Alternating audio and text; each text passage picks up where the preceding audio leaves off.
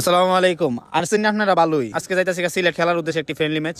এই হইলো আমরা রাধিকা রোড দেখতে দেখতে চলে আইলাম Baunbaria rail station. Rail station আর সবাই সাথে ছবি টবি তুললাম। সাথেই থাকেন, পাশেই থাকেন, দেখতে থাকেন। আপনার লগে লইয়া যাবো, সমস্যা নাই। সিলেট রেল স্টেশনের পাশে একটি হোটেলে খাইতে বসলাম আর কি, সবাই মিলে। আজ যে আমরা বাউনবাড়িয়া হাজ বাংলা কথা কমু, লগই থাকেন আর মজা লইতে থাকেন। দেখেন আমরা ভিডিওটা ও খন যাবো তো অপেক্ষা করে, ট্রেন আয় না আয় না। স্ট্যান্ড টিকিট কাটলাম 5টা, মানু হইলাম 12 জন। আজকে টিটি দলে সিটি বাজাই দিব, সমস্যা নাই কোনো। তো দেখতে দেখতে আমরা ট্রেন আই পড়লো, আমরা তো উঠার লিগা দৌড়াদৌড়ি শুরু করলাম। আরমান ভাই দেখেন আই সব বনাস কতটা ঘাটি লইছে, কয়দিন যে থাকবো গাড়া জানে আল্লাহ জানে। যাইতাছি একদিনের লিগা। তো পাহাড়ি রাস্তা সুন্দর, চা বাগান দেখতে দেখতে সিলেট আই পড়লাম। শ্রীমঙ্গল পার হয়ে গেছি।